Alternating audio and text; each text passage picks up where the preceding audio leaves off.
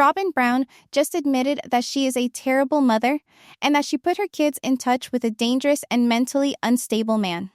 This is what she said when she was talking to Kody. If you know Robyn, you know that she loves to say that people are dangerous. She does this to end talks that she thinks are going to get hostile or angry, or that are going to criticize her in a way she doesn't want to hear. In spite of the fact that Kody is by far the most dangerous person in that family, the word unsafe has never been used with their name.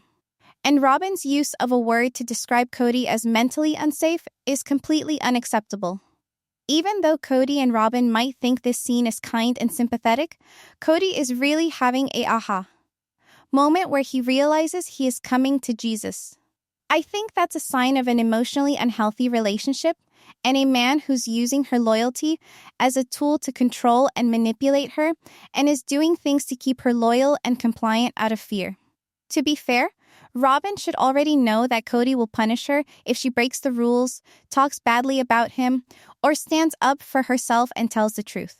Her stubbornness in obeying Kody hurts her young children because they are now exposed to his hostility, rage, anger, emotional manipulation, mood swings, and verbal and emotional abuse. They are also exposed to his cheating on his wife and having sex with other women while they are married. Robyn has put her children in an unsafe environment. Not just her, but her kids. And the longer she continues to be with Kody, her children stay unsafe. I need to stop with the self-deprecation. Yes, please. Regarding you and me, please. The only thing that I've kind of pulled away from is when you're mentally unsafe. That's it. I think some of the things I've done lately may help and have helped. I think taking accountability for his part in the marriages coming apart, I think was something that gave him some peace.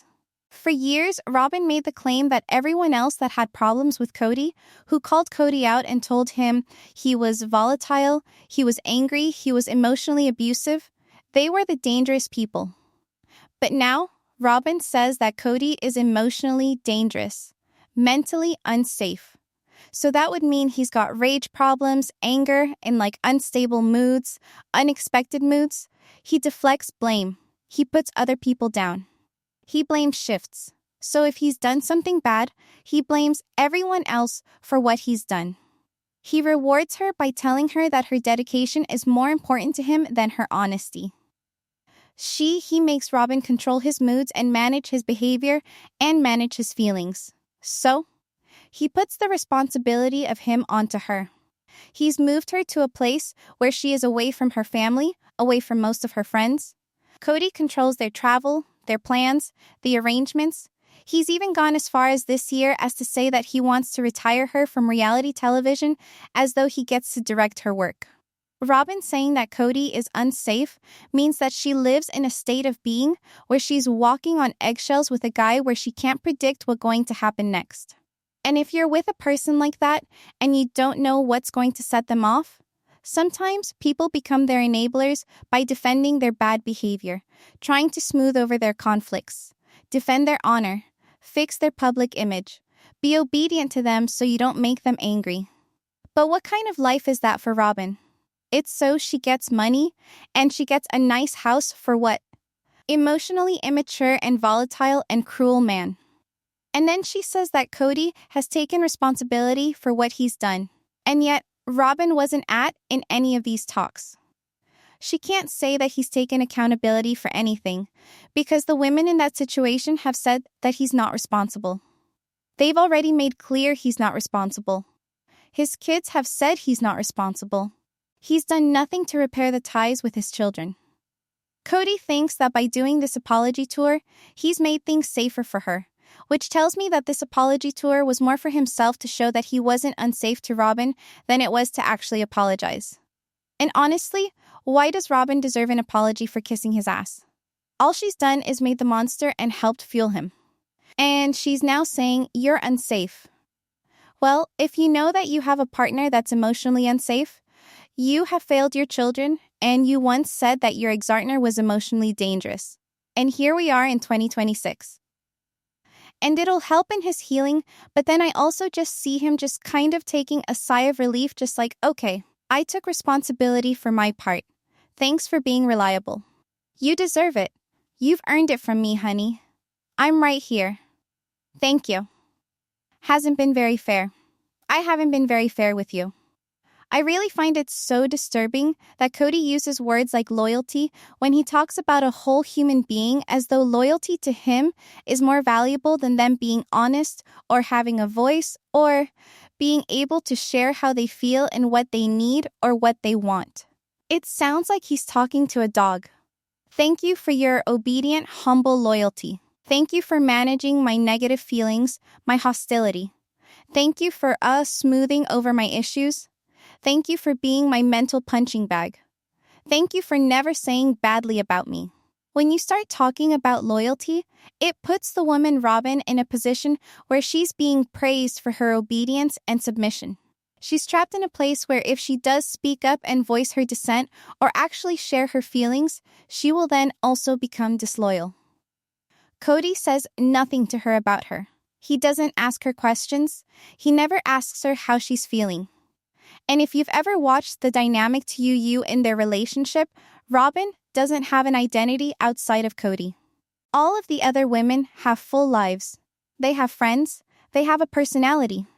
Their entire identity isn't around walking on eggshells to keep him happy. They don't base their whole world around what Kody needs or what Kody wants.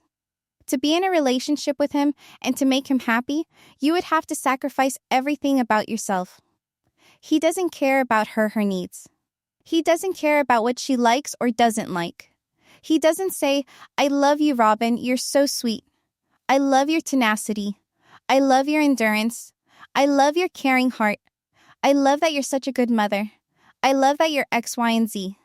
It's never about Robyn. Ever. It's always about Kody. This is what Christine said about Robyn, is that she's on eggshells with him all the time. Because the only way that you can be in a relationship with Kody is if you're on eggshells and you do what he wants. And that's not a loving relationship. It's not healthy because he's not considering what she wants. He's not considering what she needs, and she's not modeling healthy boundaries for her kids, and she has zero identity outside of herself. Like, do we ever hear Robyn talk about herself?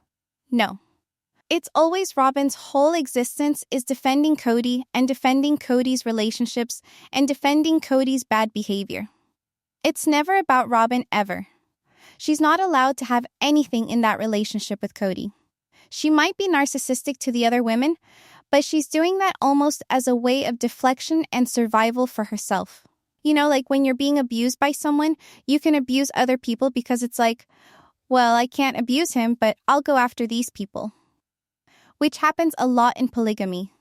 And she just eats it up and says, you have my loyalty. Like she's a dog.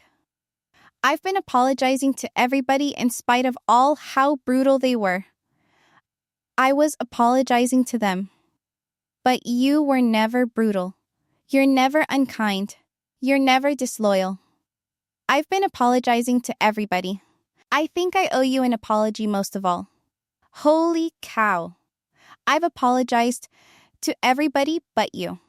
The woman who has been so supportive through all of my B's, all of my weakness, all of my anger, all of my ranting and raving and complaining. And that was the part that just horrified me, quite honestly. Like literally horrified me. Because after spending all of this time taking accountability for his role in what happened, he has the audacity to say to her that the other women were brutal and you were never brutal. So he's pitting her against them by qualifying her obedient compliance as the benchmark of what you should be and dissent, and having an opinion and standing up for you and your kids as brutality. And that is the most disturbing thing I've ever heard him say. He's saying that he values her compliance and submission. And he labels Janelle brutal. Janelle is brutal. Has anyone watched the show? Janelle's probably of all of them the nicest. Like, I know we give her a lot of crap because she's definitely still her brain has been a little bit scrambled by him and she was easy to manipulate, and so sometimes she makes bad choices. But of all of the women, Janelle was the nicest. So nice to literally everyone. And you know what? I hear from people constantly that meet them that she's the sweetest human being in the world of all of them. Like over the top nice. Not to say that the other ones aren't nice, but like she's just got that kind of personality. She's just the kind of person that is amiable and accommodating and to a fault. And Robyn is not someone I would qualify as not like super nice. Robyn comes off cold, distant, aloof, mean. So to call them brutal is ridiculous. And it's claiming that, again, he's the victim of their brutality. He's the victim of their brutality. And he's saying that she stood by him through all of the rage, all of the anger, which she has classified as scary, all of his ranting. And she has stated that, like he stated, because she endured that she was loyal. So what he's saying is he expected the other women to live under harshness, criticism, emotional abuse, being abandoned, neglected, and controlled. Janelle, Christine, and Mary were not abusive. They set boundaries. They told him they disagreed with what he was doing. They refused to tolerate him controlling them. And they finally left because they were done being controlled and beard and abused by him. It's obvious that Christine still has severe anxiety when she even has to be near him. And so Kody's saying they were brutal because they literally were done with me being abusive, and you are amazing because you're cool with me being like this. And so Robyn gets rewarded for doing absolutely nothing but staying loyal to him. And they are painted as wrong for asserting themselves and asserting boundaries and taking care of themselves. It's emotionally manipulative for Kody to do that and to pit them against her in that way. And he's saying that it's more important to him that she was loyal to him and compliant to him than it was that she valued herself, advocated for herself, or advocated for her children.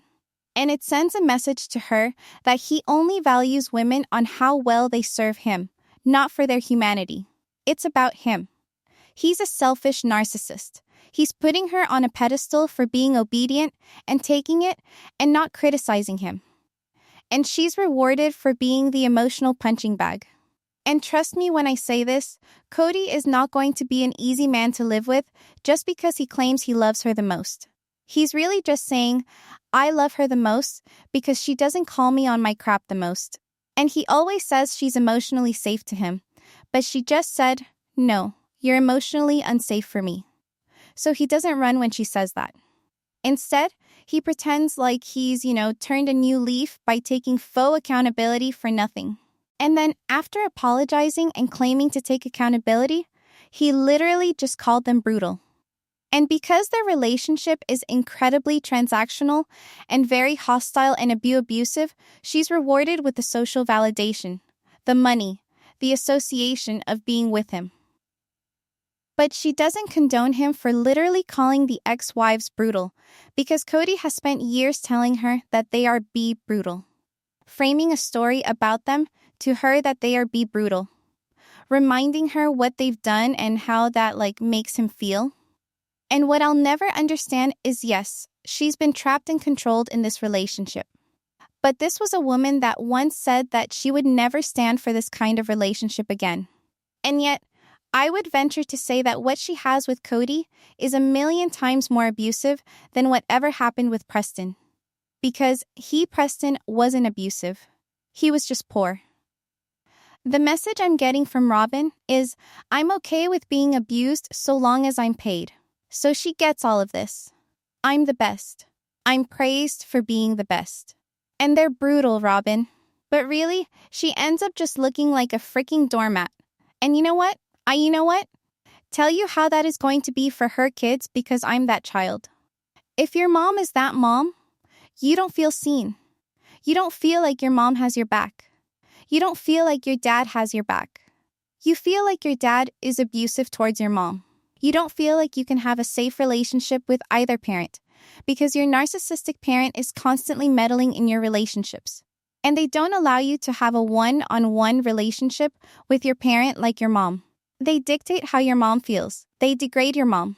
They, put her down. They might publicly praise her, but behind the scenes they're putting her down because she's only going to stay there if she's being, emotionally berated and controlled. And so the children are grow up in a completely dysfunctional space where if they have an opinion and they speak up for themselves, they are labeled difficult. They are scapegoated. They are called opinionated, strong-willed.